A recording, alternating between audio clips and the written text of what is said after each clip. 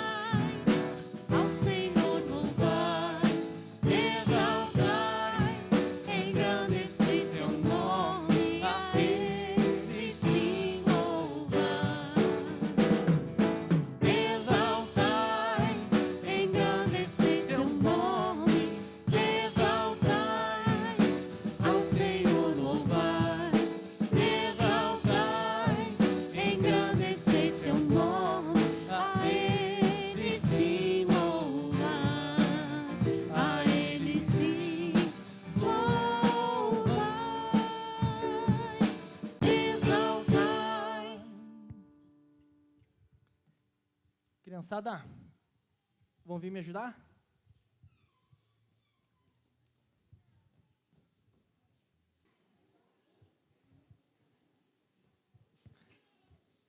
Tá faltando palco?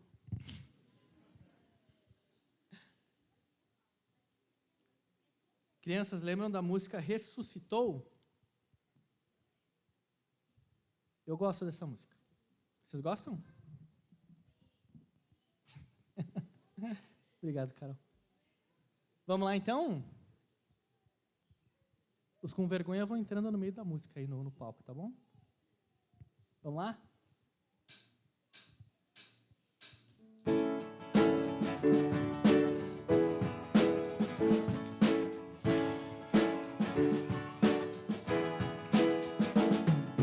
No terceiro dia, Jesus falou que viveria.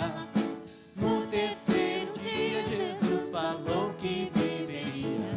Ressuscitou, ressuscitou, ressuscitou, ressuscitou.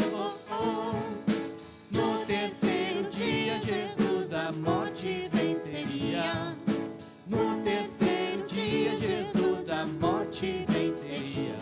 Ressuscitou, ressuscitou, ressuscitou, ressuscitou. No terceiro dia, Jesus deixou a tumba vazia.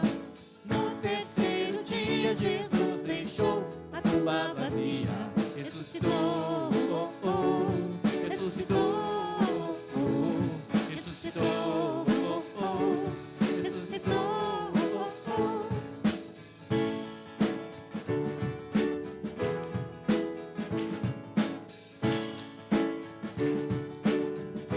início. No terceiro dia Jesus falou que viveria. No terceiro dia Jesus falou que viveria. Ressuscitou, ressuscitou, ressuscitou, ressuscitou. No terceiro dia Jesus a morte venceria. No terceiro dia Jesus a morte venceria. Ressuscitou, ressuscitou, ressuscitou, ressuscitou. No terceiro dia Jesus deixou a tumba vazia. No terceiro dia Jesus deixou a tumba vazia. Ressuscitou, ressuscitou, ressuscitou,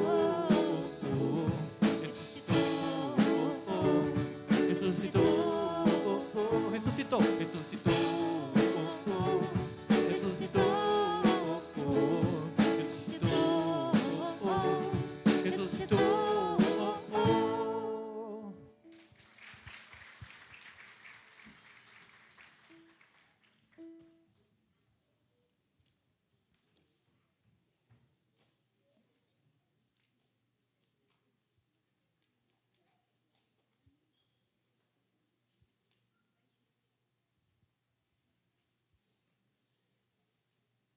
Criançada, agora, ó, puxa o papai de vocês aí pro lado, o titio, quem for. Aí vocês vão orar, depois pela aulinha de vocês, e agradecer. Agradecer que Jesus ressuscitou, como a gente cantou, né? Então, aí, puxei o papai, isso aí. Agora podem orar, que daí depois vocês sobem direto, né? Então, orem juntos agora aí. Sim, crianças sobem depois do louvor.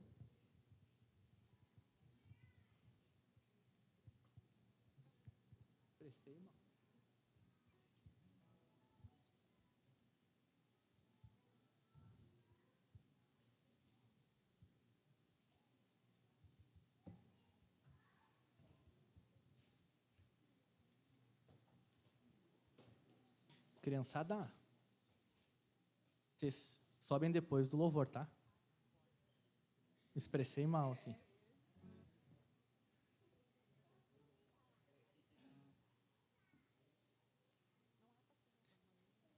As crianças ficam, tá, gente? Eu me expressei mal aqui. E depois do louvor, elas sobem direto depois do louvor.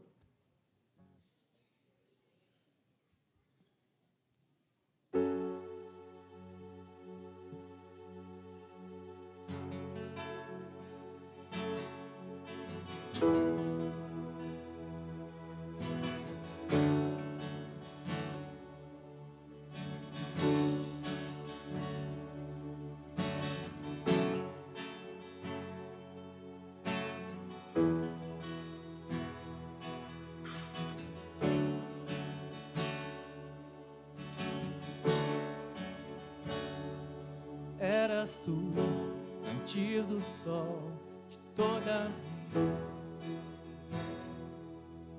reinas,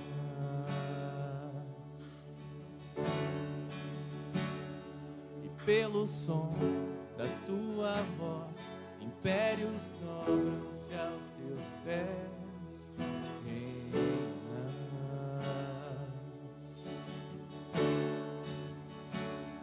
Fazes o mar obedecer, em teu nome toda a terra estremecer.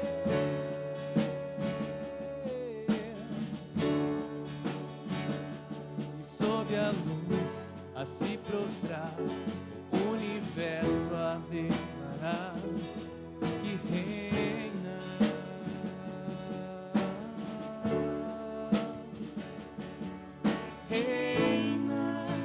Eternamente reinas, maravilhoso Salvador, Cordeiro Santo és, sobre todos reinas.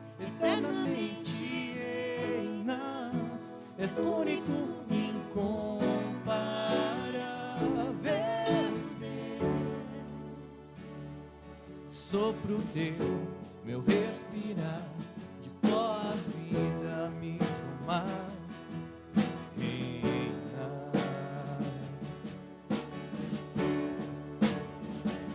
Tu és o pão, alimentar, a fonte eterna saciar. Reinas,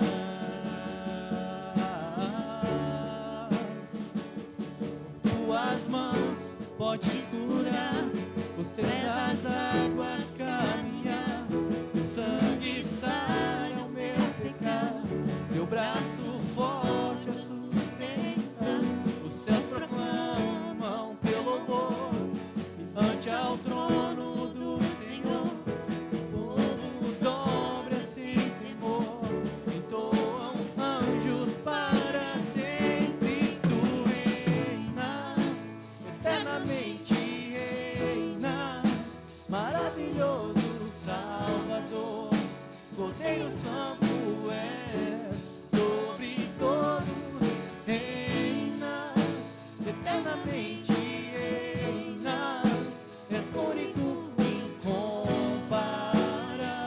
Deus. Reinas,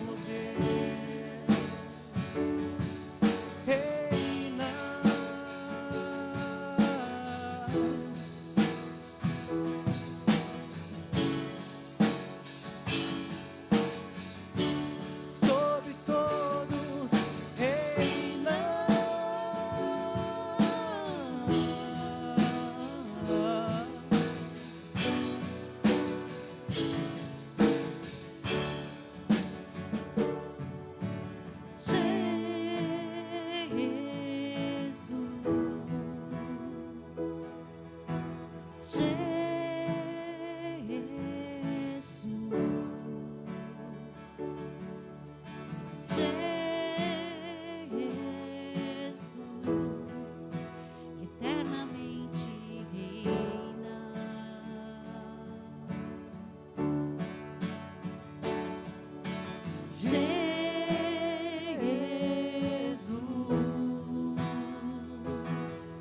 Jesus,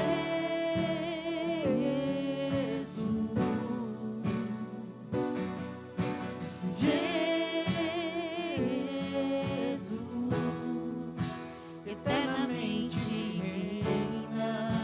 Eternamente reina. Eternamente reina, tu reina, eternamente reina, maravilhoso Salvador, Cordeiro Santo és, sobre todos reina, eternamente reina, és único, incomparável Deus.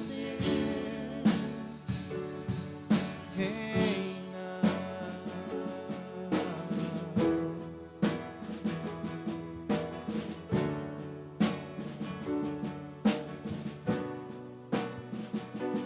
Eras tu antes do sol, de toda a vida ao todo és reina.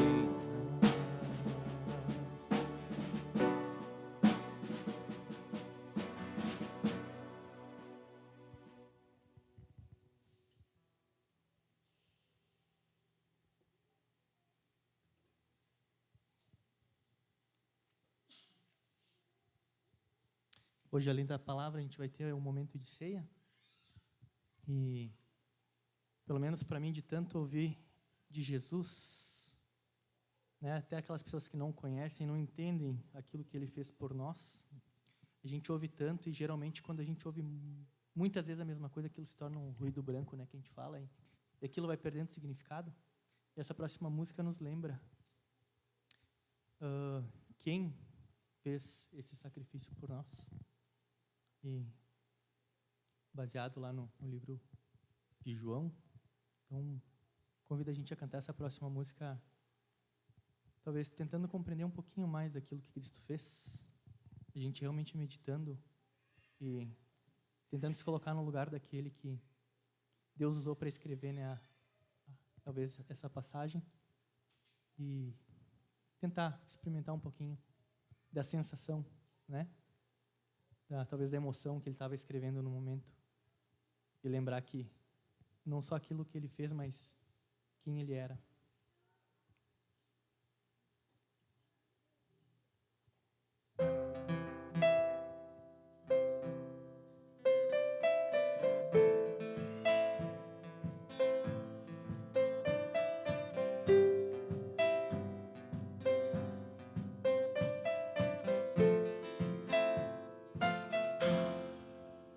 No princípio é aquele que a palavra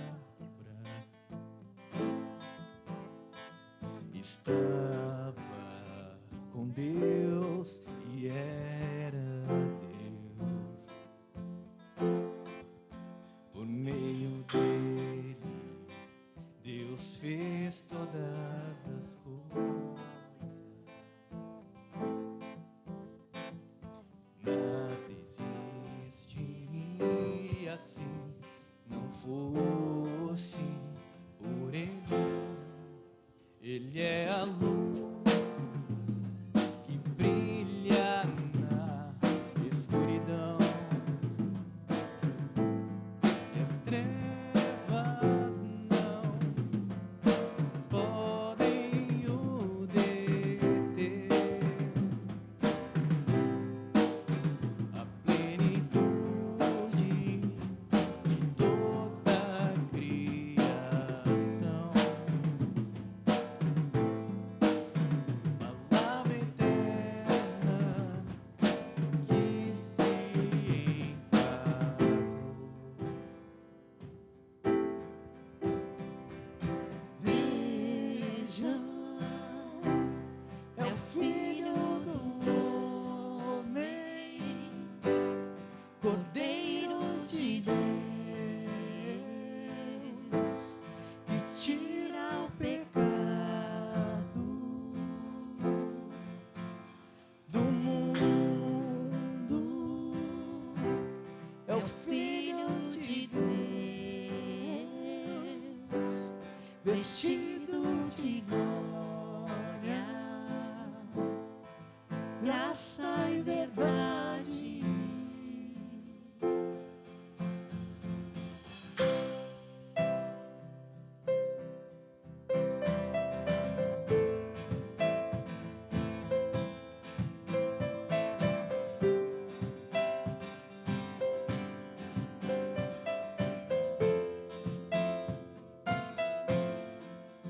Ele é a luz que brilha na escuridão, e as trevas não podem o deter. A plenitude de toda a criação, palavra eterna que se encarnou. Veja, é o Filho do Homem, Cordeiro de Deus, que tira o pecado do mundo. É o Filho de Deus, vestido de glória, graça e verdade. Vejam, é o Filho do Homem, Cordeiro de Deus, que tira o pecado do mundo. É o Filho de Deus, vestido de glória, graça e verdade.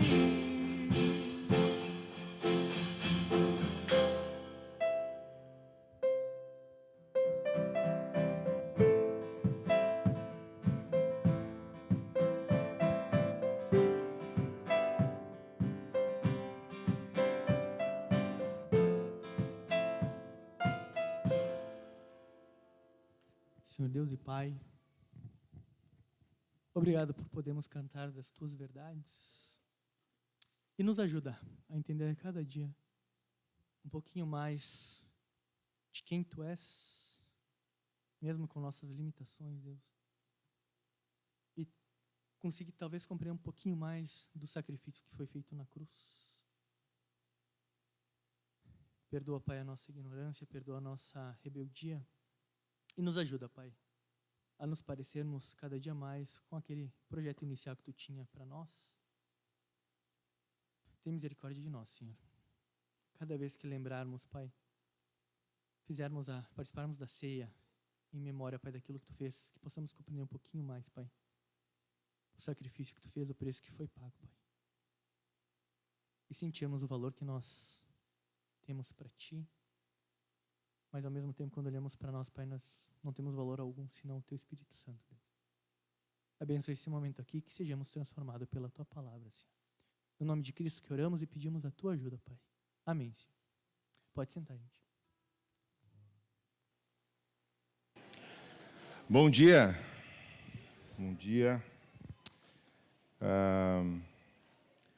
Hoje nós vamos dar sequência à nossa série no livro de 1 Coríntios, a carta de Paulo aos Coríntios. Na semana passada, o Olavo trouxe a mensagem a respeito da imoralidade, ou de fugirmos da imoralidade. E Paulo vai dar sequência, então, àquilo que está respondendo, né? Nós temos que lembrar que 1 Coríntios, Paulo está respondendo diversas questões da igreja que ele havia plantado lá na cidade de Corinto. E no capítulo 7, então, Paulo vai tratar a respeito do assunto do casamento e do celibato, certo? Então, se ainda não abriu a sua Bíblia, por favor, abra lá no capítulo 7 de 1 Coríntios. Nós vamos ler todo o capítulo, são 40 versículos, então tem que ficar firme e forte aí acompanhando a leitura. Espero que essa não seja a maior leitura da Bíblia da semana, mas é uma leitura longa. Certo? Capítulo 7, 1 Coríntios, como de costume já, se você vai ler no celular, já coloca aí no modo avião, né, para não ter nada te atrapalhando durante a mensagem. Então, acompanhe aí comigo a leitura da Palavra de Deus. Quanto aos assuntos sobre os quais vocês escreveram, é bom que o homem não toque em mulher, mas, por causa da imoralidade, cada um deve ter a sua esposa, e cada mulher o seu próprio marido. O marido deve cumprir os seus deveres conjugais para com sua mulher, e da mesma forma a mulher para com o seu marido. A mulher não tem autoridade sobre o seu próprio corpo, mas sim o marido. Da mesma forma, o marido não tem autoridade sobre o seu próprio corpo, mas sim a mulher. Não se recusem um ao outro, exceto por mútuo consentimento, e durante certo tempo, para se dedicarem à oração. Depois, unam-se de novo, para que Satanás não os tente por não terem domínio próprio. Digo isso como concessão e não como mandamento. Gostaria que todos os homens fossem como eu, mas cada um tem o seu próprio dom da parte de Deus, um de um modo, outro de outro. Digo, porém, aos solteiros e às viúvas, é bom que permaneçam como eu, mas, se não conseguem controlar-se, devem casar-se, pois é melhor casar-se do que ficar ardendo de desejo. Aos casados dou este mandamento, não eu, mas o Senhor, que a esposa não se separe do seu marido, mas, se o fizer, que permaneça sem se casar, ou então reconcilie-se com o seu marido, e o marido não se divorcie da sua mulher. Aos outros eu mesmo digo isto, não o Senhor. Se um irmão tem uma mulher descrente e ela se dispõe a viver com ele, não se divorcie dela. E se uma mulher tem marido descrente e ele se dispõe a viver com ela, não se divorcie dele. Pois o marido descrente é santificado por meio da mulher, e a mulher descrente é santificada por meio do marido. Se assim não fosse, seus filhos seriam impuros, mas agora são santos. Todavia, se o descrente separar-se, que se separe. Em tais casos, o irmão ou a irmã não fica debaixo da servidão. Deus nos chamou para vivermos em paz. Você, mulher, como sabe se salvará seu marido? Ou você, marido, como sabe se salvará sua mulher?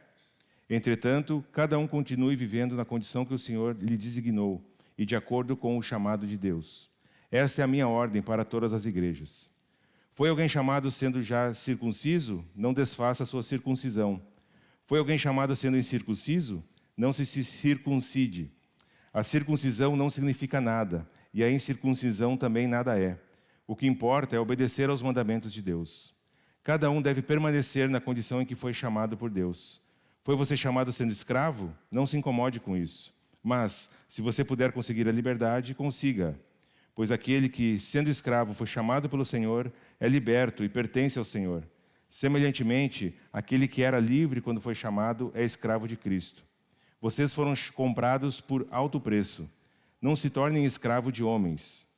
Irmãos, cada um deve permanecer diante de Deus na condição em que foi chamado. Quanto às pessoas virgens, não tenho mandamento do Senhor, mas dou meu parecer como alguém que, pela misericórdia de Deus, é digno de confiança. Por causa dos problemas atuais, penso que é melhor o homem permanecer como está. Você está casado? Não procure separar-se. Está solteiro? Não procure esposa. Mas, se vier a casar-se, não comete pecado. E se uma virgem se casar, também não comete pecado. Mas aqueles que se casarem enfrentarão muitas dificuldades na vida, e eu gostaria de poupá-los disso. O que quero dizer é que o tempo é curto. De agora em diante, aquele que tem esposa, vivam como se não tivessem. Aqueles que choram, como se não chorassem. Os que estão felizes, como se não estivessem. Os que compram algo, como se nada possuíssem. Os que usam as coisas do mundo, como se não as usassem. Porque a forma presente deste mundo está passando. Gostaria de vê-los livres de preocupações. O homem que não é casado preocupa-se com as coisas do Senhor, em como agradar ao Senhor. Mas o homem casado preocupa-se com as coisas deste mundo, em como agradar sua mulher, e está dividido. Tanto a mulher não casada como a virgem preocupam-se com as coisas do Senhor, para serem santas no corpo e no espírito. Mas a casada preocupa-se com as coisas deste mundo, em como agradar o seu marido. Estou dizendo isso para o próprio bem de vocês, não para lhes impor restrições, mas para que vocês possam viver de maneira santa e correta, em plena consagração ao Senhor. Se alguém acha que está agindo de forma indevida diante da virgem de quem está noivo, que ela está passando da idade, achando que deve casar, faça como achar melhor. Com isso não peca. Casem-se. Contudo, o homem que decidiu firmemente em seu coração que não se sente obrigado, mas tem controle de suas próprias vontades e decidiu não se casar com a virgem, este também faz bem. Assim, aquele que se casa com a virgem faz bem, mas aquele que não se casa faz melhor. A mulher está ligada ao seu marido enquanto ele viver. Mas se seu marido morrer, ela estará livre para se casar com quem quiser, contanto que ele pertença ao Senhor. Em meu parecer, ela será mais feliz se permanecer como está. E penso que também tenho o Espírito de Deus. Vamos orar mais uma vez, gente? Senhor nosso Deus, muito obrigado por essa manhã. Obrigado porque temos o privilégio de termos a Tua palavra aqui exposta diante de nós, Senhor. A minha oração é que Teu Espírito Santo use esse tempo aqui, Senhor. Fala aos nossos corações, abre o nosso entendimento, Pai, para que a gente perceba e entenda claramente o que a Tua palavra nos ensina a respeito desse assunto. Então, que o Teu Espírito Santo tenha liberdade aqui no nosso meio, para agir e falar conosco conforme a Tua vontade e o Teu propósito. É em Teu nome que eu oro. Amém. Muito bem, esse é um texto denso, né? Muitas coisas aí, Paulo vai dando muitas instruções, e nós vamos tentar, no pouquíssimo tempo que temos, ver aquilo que talvez é mais importante, mais relevante. Não vamos conseguir esgotar todo esse assunto, porque nós teríamos que ficar aqui bastante tempo. Eu sei que perto do meio-dia a gringuice começa a nos incomodar, né? E a gente tem que ir para casa almoçar, né? Então, não fique preocupado, mas aquilo que o texto nos ensina a respeito de casamento, de divórcio, de celibato, né? Nós vamos ver nesta manhã e que Deus nos conceda o entendimento correto, porque nós precisamos entender diversos aspectos diferentes deste texto, o contexto em que ele foi escrito, o porquê que Paulo escreveu, como ele escreveu, para que a gente não faça nenhuma interpretação errada do texto, né? E muito menos uma aplicação errada também, com entendimento errado. Então, esse capítulo 7 aqui de 1 Coríntios é a mais longa discussão sobre sexualidade. Paulo não faz aqui um tratado teológico a respeito do assunto, ele está respondendo a perguntas da igreja, perguntas específicas da igreja, como nós vamos ver mais adiante, mas é o capítulo mais longo a respeito desse assunto que Paulo escreveu. mas não é todo o seu ensino. Por exemplo, lá em Efésios, no capítulo 5, nós vamos ter mais uma parte do ensino de Paulo a respeito de casamento, da sexualidade, enfim, desses assuntos, né? Mas Paulo, então, começa respondendo essas perguntas aqui da igreja de Corinto, tanto que no versículo 1 ele fala, quanto aos assuntos sobre os quais vocês me escreveram, e aí ele começa, então, a responder estas questões. E Paulo, ele não esgota aqui o seu ensino sobre o casamento nesse capítulo. Muitos críticos, né, ao estudarem esse capítulo aqui, eles têm uma visão pessimista a respeito do casamento. Parece que Paulo está dizendo que o casamento é uma coisa ruim. Mas nós precisamos entender o porquê que a gente tem essa sensação ao ler, né, esse capítulo 7. Então, a gente tem que lembrar, não é todo o ensino de Paulo a respeito de casamento, de divórcio, de celibato, não é todo o ensino do Novo Testamento a respeito disso, e não muito menos o ensino bíblico a respeito disso, né? São respostas a perguntas específicas que Paulo está fazendo aqui. Então, alguns críticos também vão dizer que Paulo, nesse momento aqui, ele não é inspirado, porque, se você prestou atenção na leitura, em alguns momentos Paulo diz, o Senhor está dizendo isso, agora não o Senhor, mas eu. Né? E a gente precisa tirar já essa questão da nossa frente, para a gente poder entrar no texto mais especificamente. O que Paulo está dizendo a respeito disso? Será que, quando Paulo está falando, não o Senhor, mas eu, o seu ensino, de alguma forma, entra em confronto com o ensino de Jesus? Será que Paulo está falando ali só uma opinião? Será que Paulo estava inspirado pelo Espírito Santo quando falou essas coisas ou não? O que nós precisamos entender é que o Senhor Jesus ele não ensinou a respeito de todas as coisas sobre casamento, divórcio, sexualidade. Ele respondeu algumas perguntas que o fizeram, mas ele não ensinou sobre todos os aspectos desse assunto. E o que Paulo está dizendo quando ele diz que o Senhor está o Senhor diz, né, em alguma resposta, é porque Jesus já ensinou a respeito disso. E ele não precisa ensinar novamente. Agora, quando ele diz, não o Senhor, mas eu, é porque Jesus não havia ensinado sobre aquela pergunta, aquele assunto específico, porque eram assuntos muito práticos que os coríntios tinham perguntado, como nós vamos ver. E aí ele está falando, olha, Jesus não ensinou sobre isso, mas o ensino é esse. E Paulo tem autoridade apostólica, a inspiração do Espírito Santo para responder e para estabelecer os mandamentos como ele faz aqui nesse texto. Beleza? Então, para não haver nenhuma confusão, quando Paulo usa essa expressão, não o Senhor, mas eu, é porque ele está ensinando algo que Jesus não ensinou. Né? Jesus não cobriu todo o ensino a respeito nessa área também, em outras áreas também. Mas aqui Paulo está falando especificamente sobre casamento, divórcio, sexualidade e etc. Então a gente tira já essa dúvida logo de início para a gente poder se concentrar naquilo que o texto de fato ensina. E a igreja de Corinto, ela estava situada, enfrentava uma cultura extremamente promíscua, imoral, sexualmente falando. Estava ali estabelecida em um local onde havia muita idolatria, muito dualismo filosófico, né? Por exemplo, o gnosticismo, que dizia que a matéria, o físico era ruim, o espírito era bom.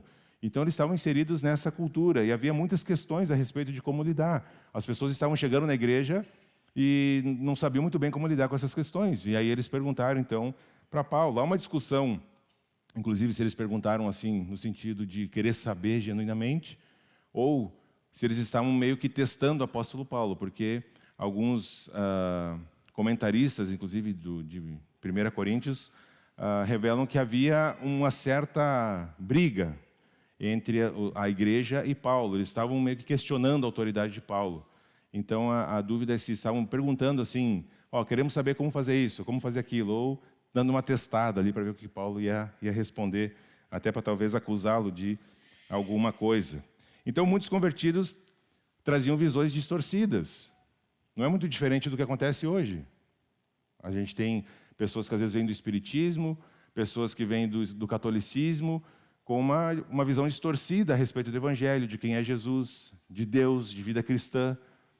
E ali também acontecia isso, e talvez de uma maneira ainda mais profunda do que a gente vive hoje. Então, Paulo, como pastor, ele vai responder essas perguntas específicas, e para corrigir basicamente dois extremos no início do texto. Primeiro, é porque alguns defendiam que o celibato ele era superior ao casamento.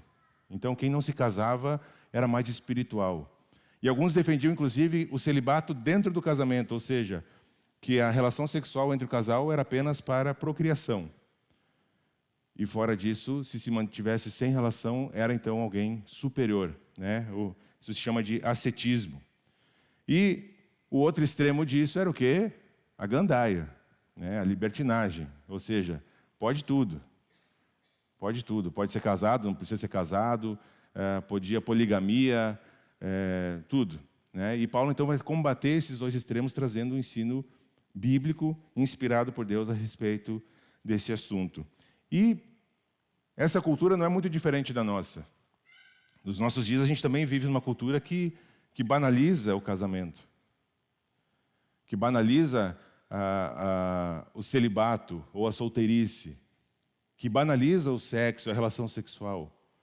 Nós também vivemos uma cultura que questiona os padrões bíblicos de santidade, principalmente nessa questão sexual e de casamento. Não é tão diferente assim a cultura em que Paulo estava escrevendo e a que nós estamos inseridos hoje. A nossa sociedade também incentiva muitas práticas que a Bíblia condena. Então esse texto é extremamente relevante não só para os nossos próprios relacionamentos, aqueles que são casados, ou que são solteiros, ou que não são casados, como também para a gente poder se confrontar com essa cultura em que nós estamos inseridos aqui. Então, dito tudo isso, nós precisamos então entrar no texto mais profundamente e nós temos então a nossa rima, certo? A nossa proposta, a ideia para essa mensagem e diz assim: casar ou não casar? Eis a questão, não. Casar ou não casar? Paulo respondeu: cada um deve viver em santidade de acordo com o dom que Deus concedeu. Certo? Então, Paulo endereçou os seus conselhos aí nessa carta para 3 grupos. E são os 3 pontos dessa mensagem. 3 grupos bem específicos. O primeiro, aos cristãos casados com cristãos, aos cristãos casados com não cristãos e aos cristãos que não eram casados. Certo? É para esses 3 grupos que Paulo escreve aqui, esse capítulo 7, nós vamos ver os desdobramentos disso aqui. Então, primeiro, Paulo escreve dos versículos 1 ao 11 para os cristãos casados com cristãos. Como falei, na igreja de Corinto havia 2 extremos. Os que achavam que o sexo é pecado, mesmo dentro do casamento, e aqueles que achavam que podia fazer o que queria nesta área. Então, tinham os 2 extremos aí na cultura, e isso acabava entrando na cultura da igreja também. E Paulo, então, enfrentou essas 2 facções, vamos dizer, essas 2 posições a respeito desse assunto, dizendo que tanto o celibato quanto o casamento são dons de Deus. São dons que Deus dá. Aquele que é solteiro está pensando, celibato, Deus me livre, né? Calma, a gente vai ver com mais calma o que Paulo ensina a respeito deste dom. Mas ele está dizendo que o casamento e o celibato são dons de Deus. Certo? O que é certo? É ficar solteiro ou se casar? O que é melhor? É o casamento ou o celibato? E aqui Paulo, no versículo 1, ele vai falar sobre é bom que o homem não toque em mulher, e é uma discussão que se Paulo está falando a respeito de uma citação da igreja de Corinto, ou se ele está dizendo isso para introduzir o assunto aqui. No versículo 1 ele diz, é bom que o homem não toque em mulher, mas no versículo 2, por causa da imoralidade, cada um deve ter a sua esposa e cada mulher o seu próprio marido. O fato que Paulo está respondendo aqui que tanto casar-se quanto permanecer solteiro depende do dom que Deus deu. Ok? E aqui já entra um grande ensino a respeito, por exemplo, do celibato compulsório. Porque que a Igreja Católica enfrenta tantos problemas com seus sacerdotes que não podem casar? Porque é um dom de Deus e não pode ser compulsório. A pessoa que não tem o dom de celibato, ela vai sofrer muito ao permanecer solteira de forma compulsória. Claro que existem N motivos para alguém decidir ficar solteiro, mas tendo o dom, convenhamos que isso se torna muito mais fácil. E aí então, Paulo vai adentrando um pouquinho mais no assunto aqui e ele vai falar sobre 2 aspectos do casamento. Primeiro, a pureza do casamento e depois sobre a duração do casamento. E aí ele começa a falar então a respeito da pureza do casamento. Primeira coisa, então, Paulo proíbe essa história de celibato compulsório, porque ele vai escrever, quanto aos assuntos sobre os quais vocês me escreveram, é bom que o homem não toque em mulher. E nós temos que ouvir com muita atenção essa frase que Paulo está dizendo aqui, porque ele não está dizendo que ser solteiro é algo superior, que o casamento é mau, que o celibato é bom, que o casamento é mau. Essa é uma interpretação equivocada do que Paulo está ensinando aqui. Ele só está dizendo, constatando que ser solteiro é algo bom, não é algo mau. E isso deveria fazer muito sentido para nós também, na nossa cultura, onde nós, quando conhecemos alguém que já está com uma certa idade e não casou ainda, começa-se uma pressão, né? E aí, e os namoradinhos? E aí? Gente, ser solteiro não é uma coisa ruim, tá? Não é pecado, é isso que Paulo está dizendo aqui. Na verdade, no contexto que ele estava inserido, como nós vamos ver, era muito bom, né? E pode ser muito bom também nos nossos dias de hoje. Então, o celibato ele só vai ter sentido e vai ter valor quando ele é um dom espiritual. Ele não pode ser imposto obrigatoriamente. E esse é o ensino da Bíblia. Lá em Gênesis, no capítulo 2, versículo 18, quando Deus olha para Adão e está sozinho, o que Deus diz? Não é bom que o homem esteja só. Vou dar uma incomodação, brincadeira. Vou dar uma auxiliadora idônea. O ensino bíblico é esse. Então, o casamento é um dom de Deus, a criação de Deus, a família é dom de Deus. Mas ser solteiro não é uma coisa ruim, certo? Isso que Paulo está começando aqui, depois ele vai expandir um pouco mais esse assunto. E aí no versículo 2, Paulo aqui, de forma positiva, ele proíbe, por exemplo, a poligamia no casamento. Sei que isso não é tão comum, mas até certo ponto é comum também nos nossos dias. Relacionamentos a 3, 4, 5. Né? Mas Paulo está proibindo. Versículo 2, ele diz o quê? Mas por causa da imoralidade, cada um deve ter a sua esposa, singular, né? Sua esposa, e cada um deve ter e cada mulher deve ter o seu próprio marido. Então, o casamento, em resumo, ele é entre um homem do sexo masculino, uma mulher do sexo feminino, casamento heterossexual. O homossexualismo é pecado, é condenado, afronta a lei de Deus, e é isso que Paulo também, de forma positiva, está proibindo aqui, entre um homem e uma mulher. Esse é o casamento.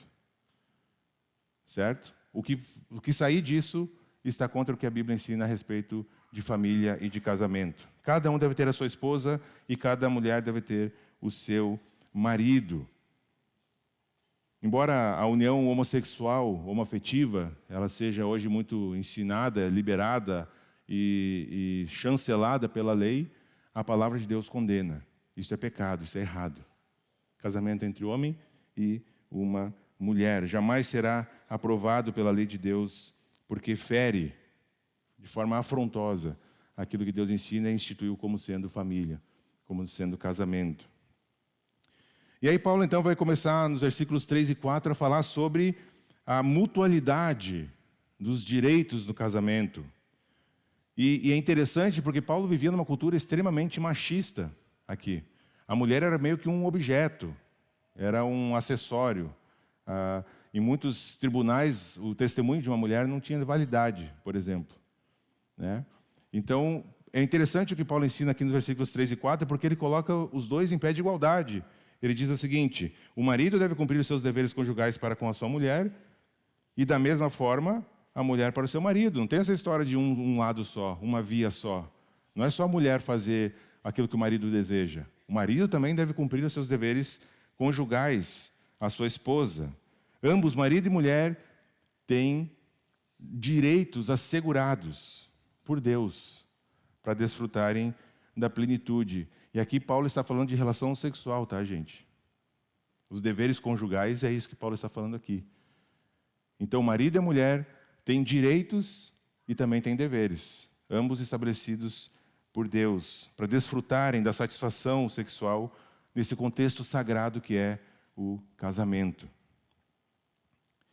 E aí Paulo, então, segue reforçando essa ideia, versículo 4. A mulher não tem autoridade sobre o seu corpo, mas sim o marido, e da mesma forma o marido não tem autoridade sobre o seu próprio corpo, mas sim a mulher. Isso aqui, no contexto em que Paulo está escrevendo, é uma revolução. A primeira parte, todo mundo ia ler e dizer, beleza, a mulher não tem autoridade sobre o seu corpo, mas é o marido. Aí Paulo diz, não, mas o marido também não tem autoridade sobre o seu corpo, e sim a sua mulher. Os caras, os que tinham, arrepiaram o cabelo. Porque isso era um absurdo na cultura de Paulo, mas esse é o ensino bíblico. Para nós hoje não é tão difícil imaginar isso, mas naquele contexto era. Então Paulo define que o sexo ele é um direito do cônjuge, um direito legítimo.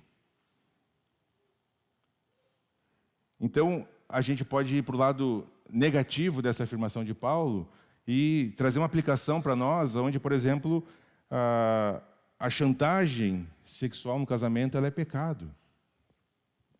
É um pecado. O marido não tem poder sobre o seu corpo. E nem a mulher sobre o seu corpo.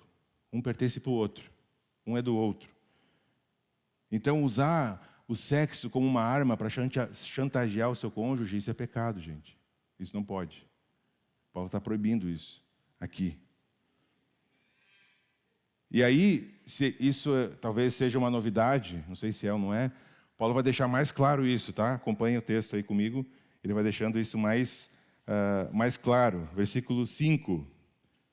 Se ninguém tinha entendido muito bem, que Paulo não está sendo muito claro, aqui no versículo 5 ele deixa muito claro o que ele está dizendo aqui. Não se recusem um ao outro. Não tem muito o que acrescentar, né, sobre essa frase.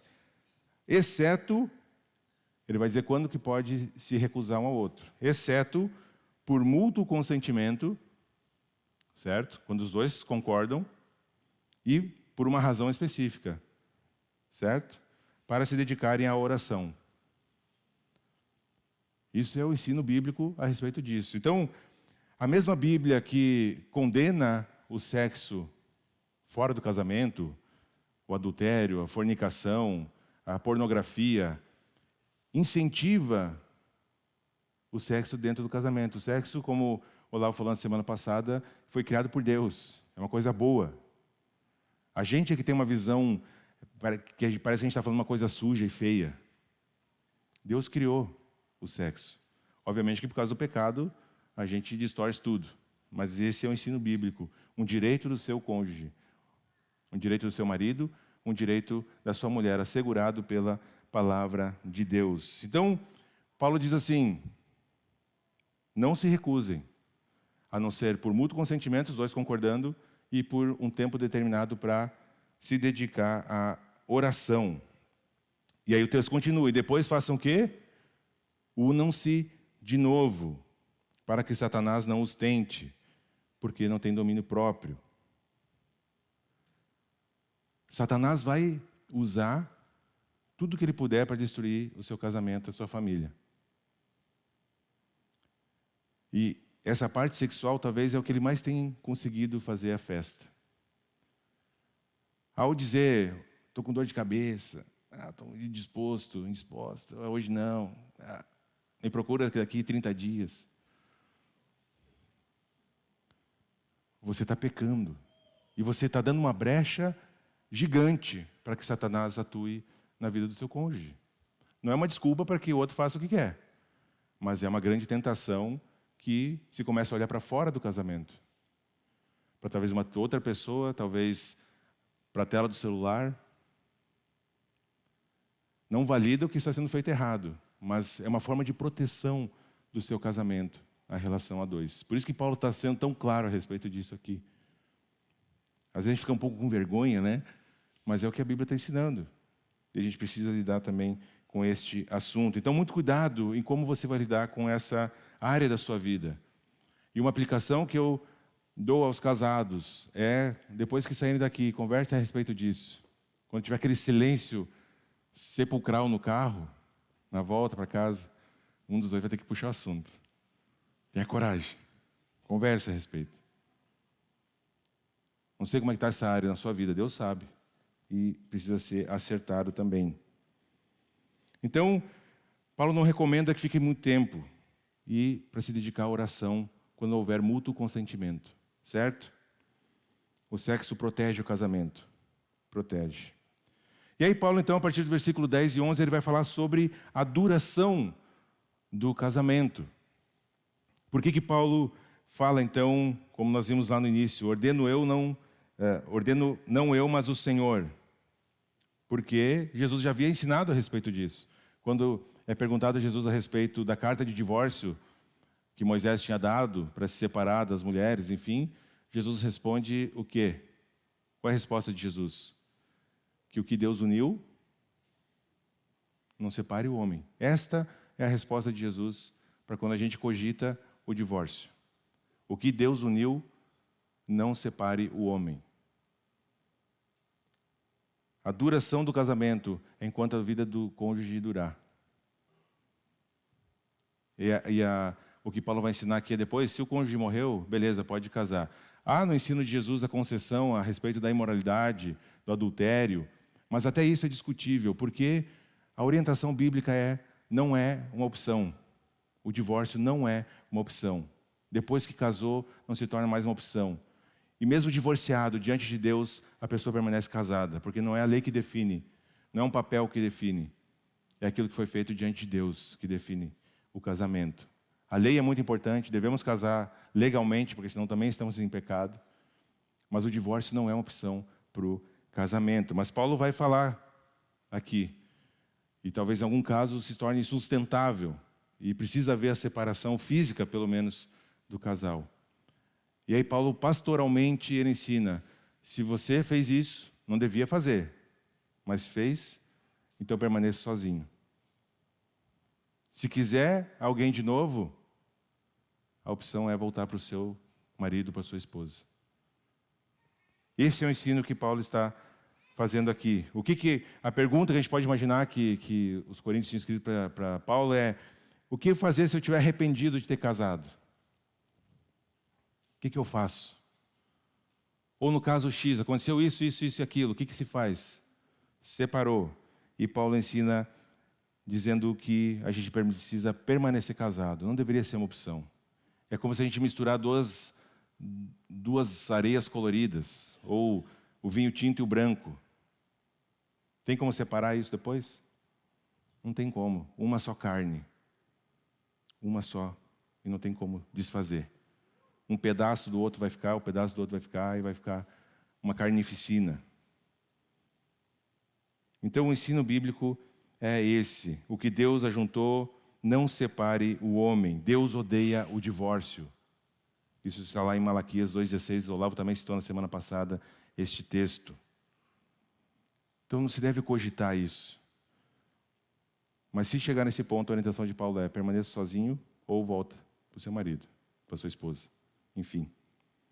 Deus coloca esses muros ao redor do casamento não para fazer dele uma prisão, mas é para fazer um lugar seguro. E inclusive hoje, em dia de ceia, a gente é chamado a olhar para a nossa própria vida. E o meu desafio é que você pense a respeito de tudo que está sendo dito aqui, não pensando no outro, mas pensando em você. Porque o casamento é feito de duas pessoas, não é? Vai haver desentendimento, aquela ilustração dos dois porcos espinhos tentando se abraçar, né? E vai machucar aqui, vai espetar lá. E o casamento, ele é isso mesmo. Mas enquanto eu pensar que o outro isso, o outro faz aquilo, o outro deixa de fazer aquilo, o outro é isso, o outro é que tu não conhece ele ou ela, eu deixo de pensar sobre o que eu posso fazer no meu casamento. O que eu posso fazer a respeito do meu casamento. A gente não vai conseguir mudar o nosso cônjuge, a gente não consegue mudar pessoa nenhuma. Mas a gente pode pensar a respeito da nossa própria vida, da nossa própria conduta, e o que nós podemos fazer para melhorar o nosso casamento, para conquistar de novo o nosso cônjuge, para restabelecer talvez um relacionamento que está distante. O que eu posso fazer? Faça tudo possível. Transformação de coração, arrependimento, isso é com Deus. Mas você pode fazer muita coisa a respeito disso. E aí então, Paulo passa a falar para o outro grupo, cristãos casados com não cristãos. E aqui é muito claro o que Paulo está dizendo aqui, né, a respeito desse casamento com não cristãos. Nós temos que lembrar que eles estavam recebendo muitas pessoas, e o que Paulo está dizendo aqui não é com aquele desobediente que começa a namorar uma pessoa que não conhece a Jesus, casa com essa pessoa que não conhece Jesus. Isso é uma outra história, isso é pecado que está errado desde o início. Certo? E Deus não vai abençoar uma coisa que começa errado. O que Paulo está dizendo aqui é para a pessoa que é casada, não conhece a Jesus. E um dos dois conhece a Cristo e entrega a vida para Jesus e o outro não quer saber. É nesse contexto aqui que Paulo está falando. Um casamento misto, vamos dizer assim, com não cristãos. E o que Paulo diz é muito claro aqui. Olha, se você se converteu e o seu cônjuge não quer saber, fique casado ou casada. Permaneça firme, lute pelo seu casamento. Por quê? Porque o seu lar vai ser abençoado por causa do seu relacionamento com Jesus. O seu marido, Paulo usa a palavra santificada, não no sentido de salvação, mas ele vai ser abençoado por causa do seu testemunho dentro de casa. E talvez, pode ser que ele também venha conhecer e entregar a vida para Jesus. Agora, se o seu cônjuge não quer saber de Jesus e quer o divórcio, então se separa. A gente foi chamado para viver em paz, é isso que Paulo está ensinando aqui, certo? E aí está livre. Então, esse ensino de Paulo a respeito desse casamento misto, ele é muito, muito simples e muito claro. Obviamente, gente, nós não temos como entrar em todos os pormenores de questões. Quando a gente fala de casamento, a gente está falando de um assunto muito complexo, abrangente. Né? Aqui eu estou passando uma visão periférica a respeito do que Paulo está ensinando aqui, até por causa do nosso tempo. E então, Paulo vai falar para aqueles que não são casados. Então, se você não é casado, acorda. Chegou a sua vez. E Paulo vai falar de permanecer solteiro. Não levante e não vá embora, por favor. Paulo vai falar os não casados agora, nos versículos 25 ao 40. Então, os cristãos ali de Corinto, eles perguntaram a Paulo se deveria casar ou permanecer solteiro. Paulo, o que é melhor? Casar ou permanecer solteiro? Tem um pessoal aqui que diz uma coisa, outro pessoal que diz outra coisa, e aí? Qual que é o teu mandamento, a tua ordem sobre isso? E ele responde considerando dois grupos aqui, os solteiros e as viúvas, certo? Dois grupos de pessoas que não são casados. E aí, então, o ensino de Paulo para os solteiros, ou sobre os solteiros, os 25 ao 38. E Paulo vai dizer que ele prefere o celibato do que o casamento. Mas a gente precisa entender por que Paulo está dizendo isso aqui. A igreja estava passando um momento de dificuldade, de perseguição. E aí Paulo vai dizer, olha, é melhor ficar sozinho, tá? As dificuldades da época, versículo 26. Por causa das dificuldades, né, por causa dos problemas atuais, penso que é melhor o homem permanecer como está. Havia perseguição, era difícil a vida, sozinho já. E Paulo está dizendo, pensa casado, pensa com filhos, vai ser muito mais difícil ainda. Certo? Então ele não condena o casamento, mas ele alerta que vai trazer mais dificuldade. E nós precisamos concordar que se você fosse sozinho, imagina se você é casado, enfim, ou se não é casado, sozinho, você pode ter mais liberdade de fazer diversas coisas. E Paulo vai dizer aqui, tem muito mais liberdade para servir ao Senhor, se dedicar mais ao ministério. O quem é casado está dividido, no sentido de que ele vai ter que cuidar de outra pessoa. Aí vem os filhos, começa a se preocupar com um boleto, né? E a educação, e a disciplina, e a escola. É mais difícil ou não é? Mais complexo ou não é? Muito mais. Então, Paulo dizendo, olha, para servir a Deus melhor, é melhor ficar solteiro. Eu me lembro quando morava em Novo Hamburgo, era solteiro, e eu pensava a respeito disso. E eu pensava assim, bom, eu moro sozinho, se eu perco todo o meu dinheiro, tiver que morar embaixo do viaduto, comer uma vez por dia só, ou nem todo dia, sou só eu, não é? Ao passo que se eu tivesse alguém junto comigo, aí ia complicar mais. Eu fazia estágio na Aliança lá em Novo Hamburgo. E eu ficava pensando a respeito dessas coisas, porque realmente, sozinho, tu vai se virando, dá o teu jeito. Não tem alguém para se preocupar, para se colocar no lugar. E às vezes tu sofre mais porque a outra pessoa está sofrendo do que pelo teu próprio sofrimento, e assim por diante. E aí Paulo dá as razões para essa preferência do celibato, por causa dos problemas atuais, né, as mudanças e instabilidades, versículos 26 até o 28. O tempo é curto, 29 a 31, e aí ele usa assim uma figura de linguagem ali, aquele que está feliz não fique mais feliz, aquele que é casado viva como se não fosse casado. Paulo está dizendo, olha, esse mundo aqui está passando. E é melhor você servir a Deus se estiver solteiro. Até porque lá no céu, ninguém vai casar e nem se dar em casamento. Então, vai, sozinho consegue correr mais. Versículo 31, os que fazem uso das coisas do mundo são como se não a usassem, porque a presente forma deste mundo está passando. Permaneça como está. Essa é a orientação de Paulo. Não é uma questão de julgamento do que é melhor ou pior, no sentido de que o casamento é melhor ou o celibato é pior ou melhor. Ele está dizendo, olha, eu aconselho a viver desta forma, permanecer como está. Você está casado, não vai procurar encrenca. Permaneça como está.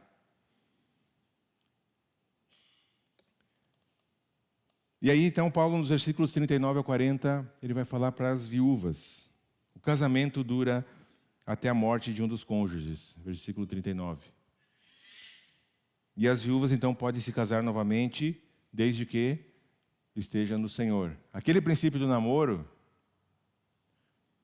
de casar com alguém que é cristão, vale também, nesse caso aqui, para as viúvas ou os viúvos, desde que esteja ou seja do Senhor.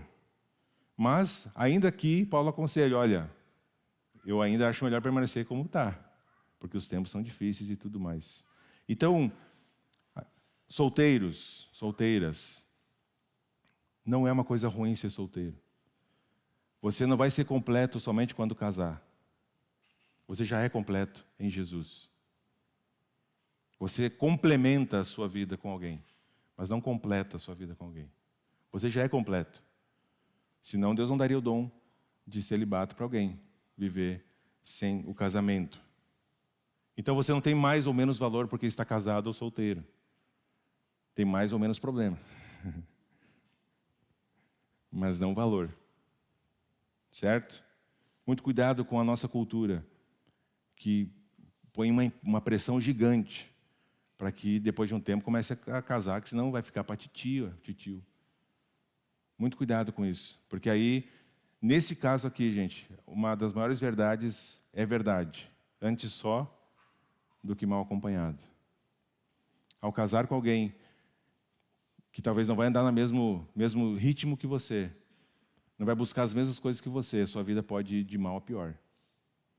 E depois que casou, a orientação bíblica é o que Deus uniu, não separe o homem. Certo? Não fique ansioso por coisa alguma.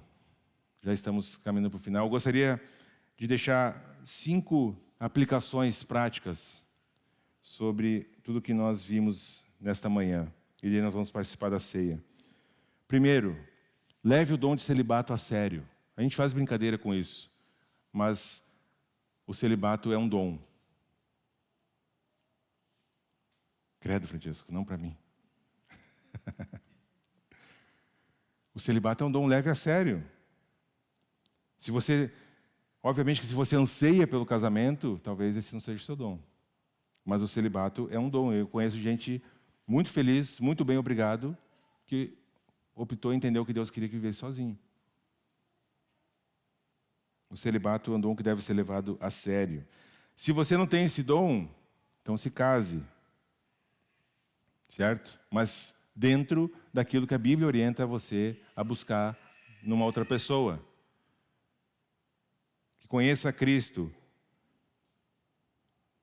Que vai edificar a sua vida. Que vai buscar cumprir o seu papel dentro do casamento.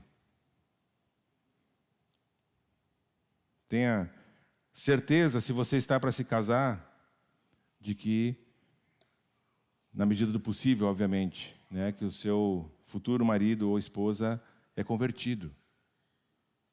Isso vai fazer toda a diferença. A beleza, a boniteza, vai passar, gente. E o que vai permanecer é se essa pessoa tem uma vida ou não com Jesus. Então tenha certeza antes de se casar, na medida do possível. Ninguém tem como saber julgar a salvação do outro, né? Mas a árvore é conhecida pelos frutos. Então fique atenta a respeito disso. Se você está casado com uma pessoa que é incrédula, faça todo o esforço necessário para manter o seu casamento. Certo? Não procure separar-se. Se lembre que dentro daquele contexto que Paulo ensinou aqui, você vai ser um instrumento de Deus para abençoar a vida de outra pessoa, dos filhos e assim por diante. E por fim, se você é casado ou casada e quer que o seu casamento seja feliz, Esta é a receita. Essa é a receita. Está lá nos versículos 3 até o 5. Cuide, olhe primeiro para você. Como você tem agido e vivido o seu casamento, antes de olhar para o outro. E cumpra os seus deveres com o seu cônjuge, dando tudo aquilo que ele precisa, também na área sexual, e tudo aquilo que ele tem direito. Avalie sua própria vida, primeiro. Depois, cumpra os seus deveres com o seu cônjuge, tudo aquilo que ele precisa e tem direito. Essa é a receita para o casamento ser feliz. A união física é a maior intimidade que nós podemos experimentar.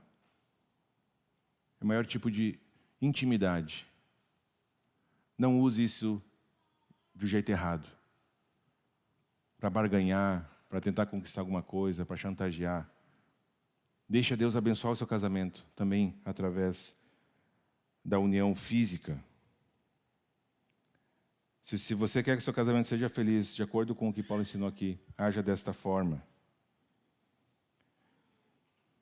Quero te convidar a fechar os teus olhos, baixar a tua cabeça. Eu sei que muitos assuntos aqui, diversas áreas, e nós vamos ter nosso momento de ceia. Eu não sei o que talvez o Espírito Santo tocou no seu coração, mas agora no momento de ceia, o próprio apóstolo Paulo aqui em 1 Coríntios, no capítulo 11, ele vai dizer que cada um deve examinar a si mesmo e depois se servir dos elementos para participar da ceia. E eu quero convidar para você fazer exatamente isso, sem pressa agora. Alguns minutos. Examine-se a si mesmo, examine seu próprio coração. Peça ao Espírito Santo para sondar o seu coração. Onde você tem falhado em alguma dessas áreas, talvez em outras áreas. E tenha um tempo aí de reconciliação, de pedir perdão. E se você é batizado aqui na Aliança, é membro da Aliança, ou batizado em outra igreja evangélica, conforme você terminar, pode se servir dos elementos. E aí nós vamos participando da ceia no final. Mas não tenha pressa.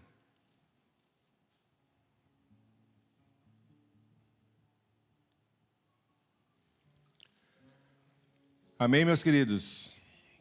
Até que o Senhor venha, nós vamos ceando, lutando pelos nossos relacionamentos, casamentos e etc. Então eu te convido a ficar de pé, a dar um abraço bem forte no seu cônjuge. Se você é solteiro, dá um abraço no amiguinho.